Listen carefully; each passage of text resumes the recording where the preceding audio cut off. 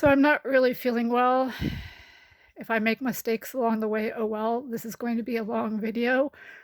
Um, so this is proof that I do actually have a storage unit in Sunnyvale on North Fair Oaks that contains lots of evidence pertaining to sex traffickers, solicitors of sex trafficking, pimps, solicitors of pimping,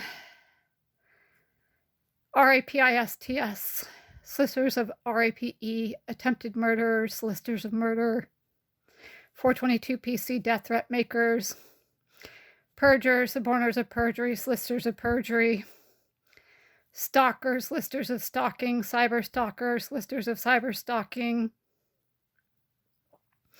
wannabe black hat hackers, listers of black hat hacking, black hat hackers, libel writers, listers of libel writing, slanderers, listers of slandering,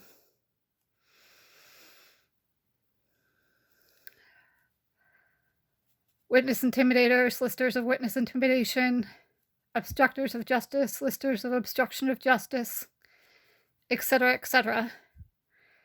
Corrupt law enforcement, attorneys, judges, district attorneys, probably sergeants, lieutenants, chiefs of police, bailiffs. I don't know what all I have, but they're probably all included. Definitely in regards to the Greg and Glenn Chapel, 2838 Concord Lane, Santa Clara, California, 95051. Alexandra Dragonetti, David Badigan, all of them. Oh, and I did show that to the likely sex trafficker, solicitor of sex trafficking, perjurer, suborner of perjury, solicitor of perjury, attempted murder or solicitor of murder, RAPIST, solicitor of RAPE, briber, blackmailer, extortionist, kickback provider, kickback receiver, solicitor of kickback providing, solicitor of kickback receiving, witness intimidator, solicitor of witness intimidation, obstructor of justice, solicitor of obstruction of justice, etc., etc., that illegally showed up on November 15th, 2023, before I had the SART or RAPE exam at San Jose Valley Medical Center, which I should have been able to do as a Jane Doe. So he knows that it exists. Okay. Next up on my list, this. So I did end up in the emergency room at Stanford. I was literally threatened by an sex trafficker, solicitor of sex trafficking, perjurer, suborner of perjury, solicitor of perjury, attempted murder, solicitor of murder, stalker, solicitor of stalking, cyber stalker, solicitor of cyber stalking, libel writer, solicitor of libel writing, slanderer, solicitor of slandering, 422 PC death threat maker, witness intimidator, solicitor of witness intimidation, obstructor of justice, solicitor of obstruction of justice, etc., etc., that calls himself a popo, from the sex trafficking department, 610 El Camino Real, Santa Clara, California, 95050, last Saturday at about 3 p.m. in the afternoon in front of the police department.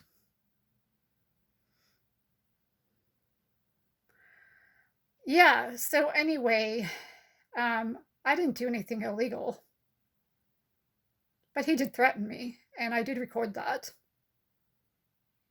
And then I called the FBI in San Francisco and the 800 number. And I called a bunch of DOJ and mayor's offices and district attorneys and stuff like that. Yeah, so obviously I went to Palo Alto. I got really dizzy, nasty headache. Was wondering what their take would be on being, poisoned or whatever, or what their take would be on things being in my blood that were undetectable, like the doctor at O'Connor Medical Center in San Jose and I spoke about. The doctor at O'Connor Hospital, Forest Avenue, said things like Ativan, Rohypnol, Valium, those would be undetectable in blood tests. So when I got to Stanford, initially they're great. But then I got into the actual room. I had about 5 actual doctors, including the head of the department, come see me. I expressed my concern about being poisoned because at one point around here, I saw probably like 4 dozen huge bottles of antifreeze near the front door. I don't know if they were empty, if they were full, but there were about 4 dozen of them. They were huge. There's always been a ton of antifreeze around here, among other things. And my own orthopedic surgeon at one point, after one of my surgeries with him, did ask me if I was making my own food, if I was watching it being made, if my food tasted off, if anything I drank tasted off. I didn't prompt him. He came up with that on his own. Anyway, I told that to the first doctor that I saw. And at one point he left the room and went outside the room, and I heard him call me paranoid. I mean, he acknowledged that I have a whole bunch of medical problems, but he definitely called me paranoid.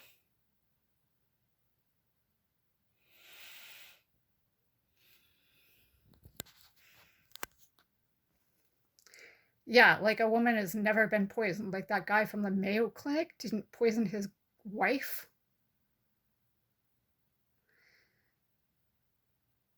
So, he did kind of snap my head. And among the stuff that he talked about outside the room, other than calling me paranoid, was the fact that I guess my eyes weren't tracking particularly well when he snapped my head. And they were worried about me having a stroke. So then I had 4 other doctors, like I said, including the head of the department, come to see me. And one of the other doctors, Caucasian, probably 40s, 5'10", blonde hair, maybe dyed, who knows. He asked me if I hear or see things that other people don't hear or see. That was totally uncalled for. Unprofessional.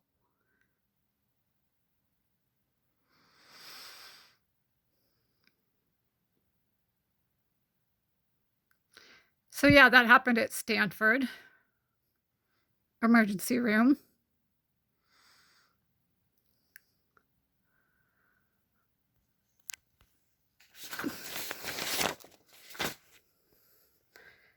Next up are these wonderful laptops of mine.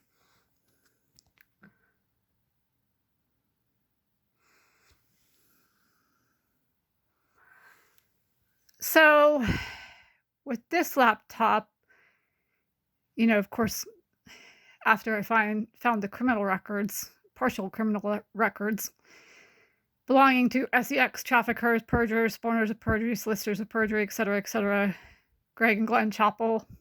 Those aren't even their real names, but they're definite mafia members. Of course, my hard drive was changed from NTFS to FAT32. Had to buy a cord off of Amazon, a USB cord type thing, plug it into another device, and get all my stuff back after about 2 weeks. I was up for like 2 weeks trying to get all my stuff back. Then I didn't really have problems for a while. Then all of a sudden, like the Wi-Fi did whatever it wanted to do. And, for like the last 5 or 6 months, pretty much like the Wi-Fi has been either non-existent or very intermittent. So I've reset the network a number of times. I've rolled back. I've deleted adapters, updated drivers.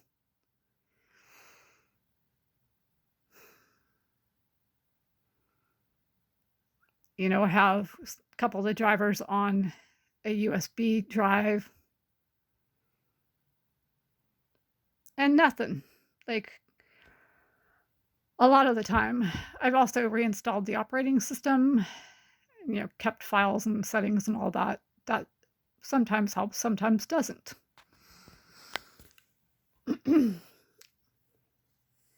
So then I bought this little USB device.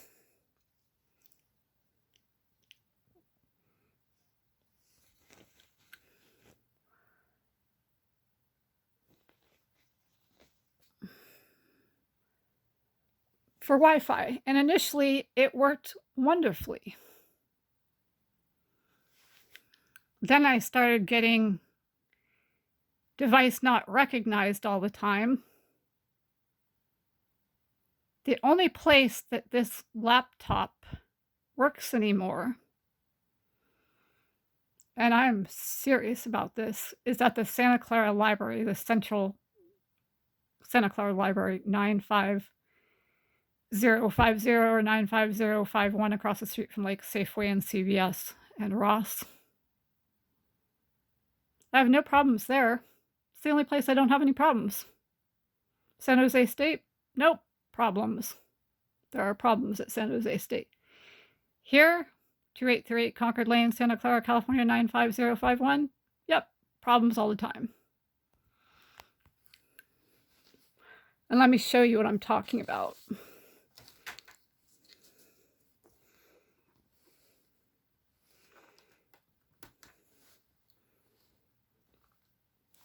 I plugged it in. USB device not recognized. Sometimes if I hold it in place, wiggle it and hold it in place, it'll work for like 30 seconds.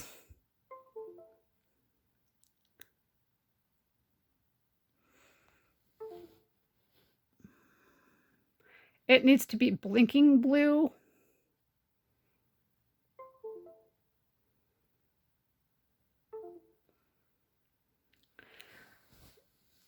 So then I got out this laptop, which had just been sitting unused for several years because I couldn't figure out what the heck was going on.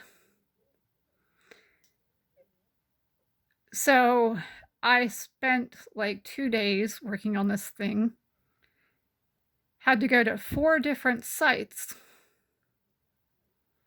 to reinstall the operating system on this thing.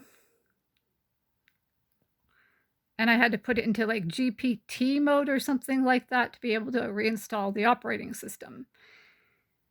It still has no sound. Can't figure that out for the life of me.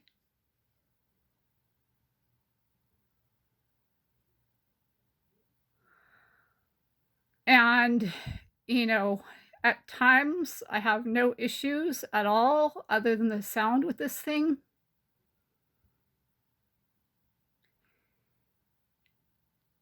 But sometimes, right, after having no issues for like 10 minutes or whatever, I'll suddenly get the message that I need to insert original media or whatever. And like sometimes it takes like a dozen times of turning it on, or like 4 dozen times, 5 dozen times of turning it on to get back to the operating system and for it to work again. So yeah, like all these SEX traffickers, listers of SEX trafficking, 422 PC death threat makers, perjurers, spawners of perjury, listers of perjury, stalkers, listers of stalking, cyber stalkers, listers of cyber stalking, black hat hackers, wannabe black hat hackers, listers of black hat hacking,